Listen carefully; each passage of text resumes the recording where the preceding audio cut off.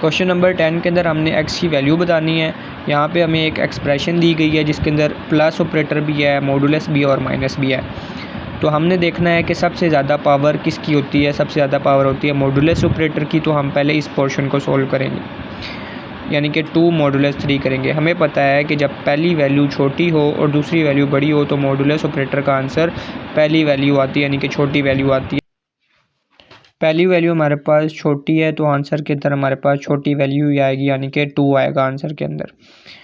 तो ये हमारे पास एक्सप्रेशन बन गई x = 1 + 2 - 3। अब प्लस और माइनस में पहले प्लस सॉल्व होगा तो ये बन जाएगा x = 3 - 3, और एक प्लस का एक माइनस का 3 है, दोनों कट के x की वैल्यू हो जाएगी 0। तो इसका जवाब बनेगा x की वैल्यू 0।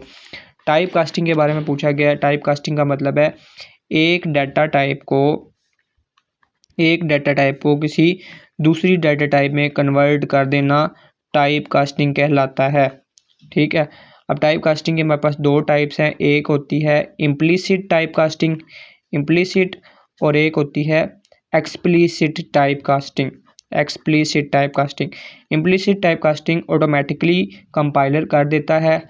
वो कब करता है? जब हम एक छोटी डाटा टाइप को यूज़ कर रहे हैं एक बड़ी डाटा टाइप के साथ, तो कंपाइलर ऑटोमेटिकली जो रिज़ल्ट क्रिएट करता है वो बड़ी डाटा टाइप में प्रोवाइड करता है। तो यहाँ पर इस एक्सप्रेशन का जो जवाब आएगा, यानी कि अगर एक वेरिएबल इंटीजर टाइप का है, एक फ्लोट टाइप का, तो जो उनका आंसर आएगा वो फ्लोटिंग टाइप में होगा। ये ऑटोमेटिकली कंपाइलर करेगा। और एक्सप्लिसिट टाइप कास्टिंग करता है प्रोग्रामर। वो कैसे करता है?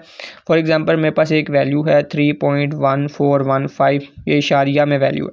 इसको मैं चाहता हूँ कि जब यूज़ करूँ तो इशारिया वाली वैल्यूज़ इस्तेमाल ना हो, यानी कि ये वैल्यू कन्वर्ट हो जाए इंटीजर डाटा टाइप में। तो इसके लिए मैं एक ऑपरेटर यूज़ करूँगा जिसे कास्ट ऑपरेटर कहते हैं, कास्ट ऑपरेटर। उसको यूज़ करने के लिए मैं ब्रैकेट लगाऊंगा और उसके यहाँ पे डाटा टाइप लिख दूँगा, जिस भी डाटा टाइप में मैंने इसको कन्वर्ट करना है, तो ये कन्वर्ट हो जाएगी इंटीजर टाइप के अंदर। फिर हमारे पास नेक्स्ट एक्सप्रेशन दी गई है एक, उसके अंदर हमें बोला गया है कि इसे सी लैंग्वेज की एक्सप्रेशन में कन्वर्ट करके दिखाओ। 5m z और 2, और ये असाइन हो रहे हैं n को। तो सी लैंग्वेज के अंदर हम देखेंगे कि मल्टीप्लाई कैसे यूज़ होता है। यहाँ पे ये सारी वैल्यूज़ मल्टीप्लाई हो रही हैं, तो मल्टीप्लाई के लिए स्टैरिक ऑपरेटर यूज़ होता है। तो उसको हम लिखेंगे 5 asterisk m asterisk z asterisk 2 और एंड पे सेमीकोलन। इसी तरह नेक्स्ट एक्सप्रेशन को भी सी लैंग्वेज की एक्सप्रेशन में कन्वर्ट करना है। तो यहाँ पे 2 मल्टीप्लाई हो रहा है, तो उसको भी हम इसी तरह लिखेंगे a - b स्टैरिक 2।